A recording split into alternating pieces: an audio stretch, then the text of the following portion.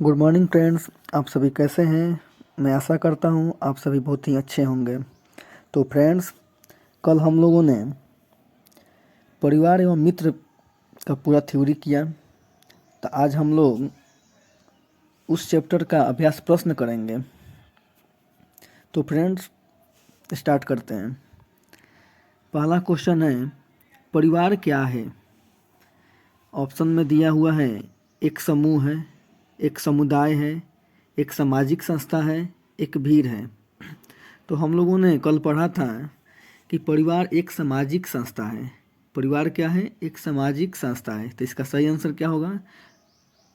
परिवार एक सामाजिक संस्था है।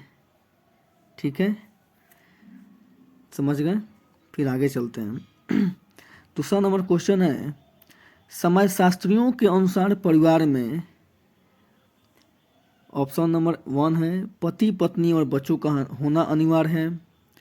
ऑप्शन 2 में है माता पिता व पत्नी का होना अनिवार्य है। ऑप्शन 3 में माता पिता बच्चों का होना अनिवार्य है।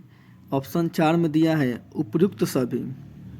तो हम लोग कल पढ़े थे कि समाजशास्त्रियों के अनुसार परिवार में पति पत्नी और बच्चों का होना अनिवार्य है। ऑप्शन 1 नंबर ही इसका सही आंसर होगा। समझ गए।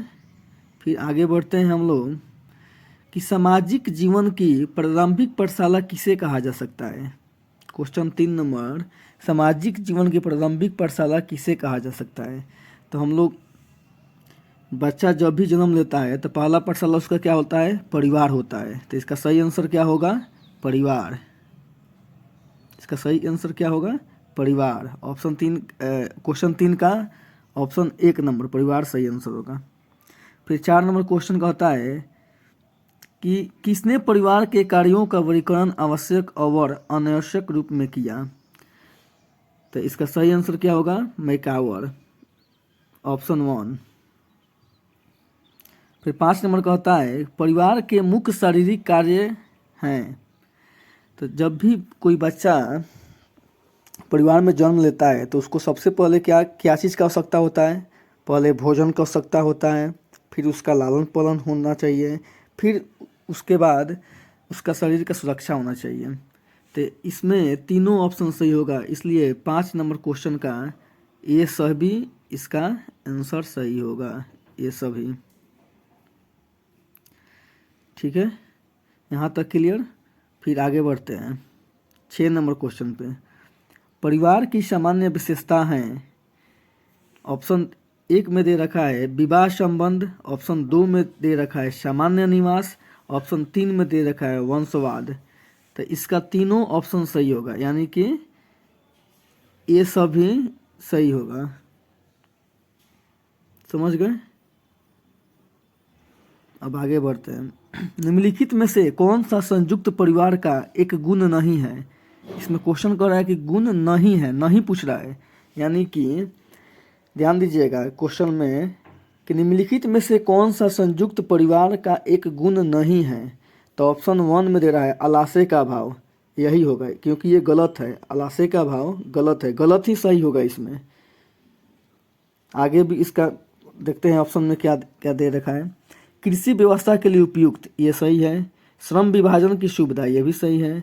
उपयुक्त में से कोई नहीं है, ये भी सही है। तो इसलिए आलस्य के अभाव गलत है, यानी कि गलत ही इसमें सही होगा। 7 नंबर क्वेश्चन का आंसर क्या होगा? 1 नंबर। समझ गए। फिर आगे बढ़ेंगे 8 नंबर क्वेश्चन। एक परिवार की तीव्र प्रचलन के लिए क्या उत्तरदायी है? महंगाई, जनसंख्या, कलह की संभावना में कमी। ये तीनों सही होगा, तो इसलिए इसका ऑप्शन 4 नंबर उपयुक्त सभी सही होगा। फिर 9 नंबर क्वेश्चन कह रहा है कि भारतीय परिवार का स्वरूप है। भारतीय परिवार का स्वरूप। तो 9 नंबर क्वेश्चन कह रहा है कि भारतीय परिवार का स्वरूप है। तो इसका सही आंसर क्या होगा? प्रीत सत्यात्मक, ऑप्शन 2 नंबर इसका सही आंसर होगा। ठीक है, फिर हम आगे बढ़ेंगे अगले क्वेश्चन पे। अगला क्वेश्चन क्या है?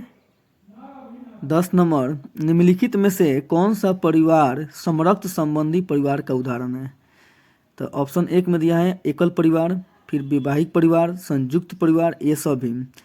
तो समरक्त संबंध एकल परिवार में भी होता है, लेकिन इससे अच्छा ऑप्शन हम लोग को दिख रहा है संयुक्त परिवार, क्योंकि एकल परिवार संयुक्त परिवार में भी आ जाएगा। तो इसलिए इसका सही आंसर क्या होगा? संयुक्त परिवार। ठीक है। फिर 11 नंबर क्वेश्चन कह रहा है कि किस प्रकार के परिवार में विवाहित युगल स्त्री के परिवार के साथ निवास करते हैं? तो इसका सही आंसर होगा मातृ स्थान। क्या होगा? मातृ स्थान। समझ गए? अब आगे बढ़ते हैं। फिर 12 नंबर कह रहा है कि निम्नलिखित में से किस परिवार को अभिविन्यास परिवार भी कहा जाता है? तो इसका सही आंसर क्या होगा? समरक्त, यानी कि जिस परिवार में रक्त से संबंधित लोग हों उसे समरक्त कहा जाता है। समझ गए? तो इसका सही आंसर क्या होगा? समरक्त होगा। फिर 13 नंबर क्वेश्चन, समरक्त संबंध का उदाहरण किस प्रकार के परिवार में परिलक्षित होता है? तो इसमें ऑप्शन में दिया है एकल, ये सही होगा। फिर संयुक्त, ये भी सही होगा। तो ये दोनों सही होगा, यानी कि ऑप्शन 3 नंबर 1 और 2 दोनों सही होगा। ठीक है। 13 नंबर का आंसर क्या होगा? 3 नंबर 1 और 2 दोनों सही होगा। ठीक है। फिर 14 नंबर क्वेश्चन कह रहा है कि बालकों का समझीकरण सर्वप्रथम किसके द्वारा होता है? तो बालकों का समझीकरण सर्वप्रथम परिवार के द्वारा होता है। सर्वप्रथम किसके द्वारा होता है? परिवार के द्वारा, यानी कि 14 का 1 नंबर आंसर सही होगा। उसके बाद उसका समझीकरण दूसरा सेकेंडरी होता है, स्कूलों के द्वारा किया जाता है। उसके बाद समाज के द्वारा किया जाता है। लेकिन सर्वप्रथम जब भी कहीं भी आए क्वेश्चन कि बालक का समझीकरण सर्वप्रथम किसके द्वारा होता है, तो हमको ध्यान देना है परिवार के द्वारा होता है। ठीक है। इसका सही आंसर क्या होगा? परिवार। समझ गए? फिर 15 नंबर क्वेश्चन है, निम्नलिखित में से कौन सी मित्रता सर्वोत्तम है? निम्नलिखित में से कौन सी मित्रता सर्वोत्तम है? तो इसका ऑप्शन है आनंद की मित्रता, उपयोगिता की मित्रता, अच्छाई की मित्रता, उपयुक्त सभी। तो इसका सही आंसर क्या होगा? अच्छाई की मित्रता। समझ गए? ऑप्शन 3 15 नंबर क्वेश्चन का ऑप्शन 3 सही होगा। समझ गए? अच्छाई की मित्रता। फिर आगे बढ़ते हैं। अरस्तु द्वारा मित्रता का वर्गीकरण में क्या सम्मिलित है? तो ऑप्शन में दिया है उपयोगिता की मित्रता, ये सही है। आनंद की मित्रता, ये भी सही है। अच्छाई की मित्रता, ये भी सही है। यानी कि इसका ऑप्शन 4 उपयुक्त सभी सही आंसर होगा। ठीक है। इस यहाँ एक और क्वेश्चन बनता है कि अरस्तु कहाँ का रहने वाला था? अरस्तु कहाँ का रहने वाला, एक और क्वेश्चन यही बन जाता है। अरस्तु कहाँ का रहने वाला था? तो अरस्तु यूनान का रहने वाला था। अरस्तु कहाँ का रहने वाला था? तो अरस्तु यूनान का रहने वाला था। अरस्तु जो था वो सिकंदर का गुरु था। अरस्तु क्या था? सिकंदर का गुरु था। समझ गए? फिर आगे क्वेश्चन देखते हैं कि रिश्ते का क्या आधार होता है? रिश्ते का क्या आधार होता है? तो ऑप्शन 1 में दे रखा है रक्त, ऑप्शन 2 में दिया है विवाह, ऑप्शन 3 में दिया है भावनाएं। यानी कि ये तीनों ऑप्शन सही हैं।